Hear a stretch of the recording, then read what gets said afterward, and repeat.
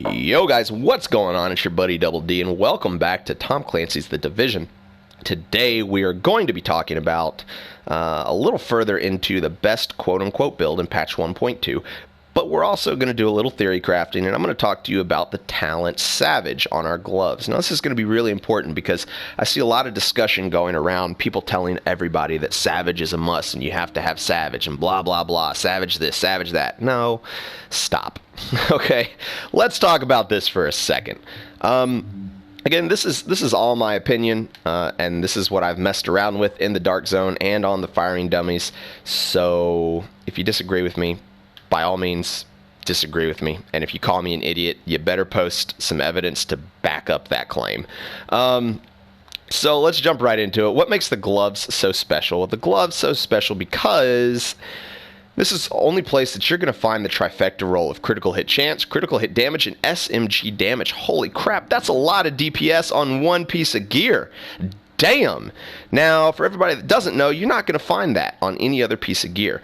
Now, see, this crafted glove has a talent. Now, this talent is not that great, but there's this talent Savage out there that increases your critical hit chance against targets outside of cover. Now, for simplicity's sake, we're going to say it's 10% so that I can hit you guys with a little bit of math. All right? So, everybody's saying, oh, this is the best thing ever. It gives you a blanket 10% increase in critical hit chance against targets outside of cover.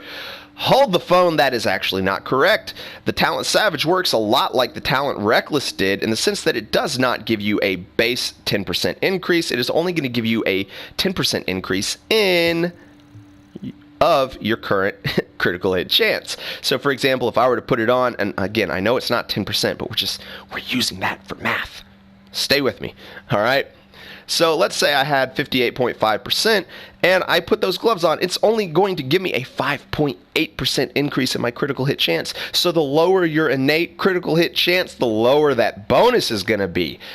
Damn it all anyways. All right, so moving right along, the next thing that we want to talk about is the critical hit chance cap, which is 60%. Now, previously it was believed that Savage could push you up over that critical hit chance cap against targets outside of cover, just like Pulse would, because Pulse actually affected the target, not yourself. It was a debuff, not a buff, blah, blah, blah, ones and zeros, ones and zeros. However, Pulse was just nerfed to where it will no longer push your critical hit chance above the cap, which leads us to believe that Savage is the exact same way. So if I were to put Savage on and it gave me that 5.8 increase in critical hit chance, I would, in reality, only be getting a 1.5% increase in critical hit chance. Now, I know some of you guys are thinking, but Double D, 1.5 is nice. 1.5 is 1.5 that we didn't have before. And you are absolutely correct until we start to look at some of the things that we're sacrificing for that 1.5. So, let's say that I am of the mindset that Savage is absolutely the way to go. And I have Savage on my gloves, and I've got the trifecta roll, and I'm good to go. Everything's honky-dory, right? Okay, let's go up here. Let's look at these striker gloves. Now, I haven't re-rolled any of this stuff, but let's say that I re-roll that damage to elites to critical hit damage. Now, not only is the SMG damage higher, but I have firearms. I would have the critical hit damage. I've got the critical hit chance, and I have the potential to unlock a set bonus with these. So let's say I got a really, really nice chest piece that, you know, raised my toughness up but dropped my DPS. If I was of the mindset that I could not replace anything else, I would be stuck without my 50% critical hit damage. But since I'm not, I could come over here, I could raise my toughness, I could throw on these striker gloves, I would still have the SMG damage, the critical hit chance, and the critical hit damage, as well as maintaining my 50% critical hit damage 3-piece bonus. And that's all for sacrificing 1.5% critical hit chance. So you see, what ends up happening is you guys get into this mindset, and I talked a little bit about this in my last video about the gear set mindset, where you go, this is the best in slot, and this is the best thing ever, and I'm never going to replace it because, you know, it's Bay, or it's Boo, or what the fuck ever you kids are saying these days. I don't know. We just, you know, whatever. If that's your deal, then great, but you're going to be missing out on some awesome things. Now, let's talk a little bit about why the Spec Ops gloves with Savage, or any gloves with Savage, were so amazing in patch 1.1. And it's very simply, for those of you who have been playing since the beginning, the very reason that the Vector was the quote-unquote best gun in the game. Now, if you ask anybody what the best gun in this game is currently, the way the game is built, they will say hands down the AUG. And that's because it is. It's simply the best gun in the game.